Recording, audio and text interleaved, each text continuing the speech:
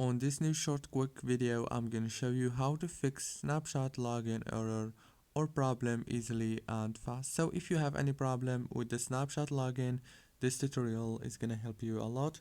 Keep watching until the end. First thing, open the settings and go to the apps manager. When you open the apps manager on this page, you will find every app you have on your phone.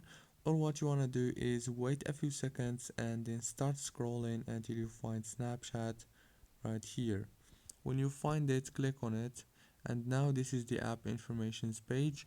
Click on force stop and then go to the storage and click on clear data and go back. Click on the power usage details and make sure to enable the power consumption alert right here, and then go to the app launch, disable this manage automatically option and make sure to enable all those options. Click OK, and now restart your phone, reopen Snapchat. Don't forget to like, subscribe.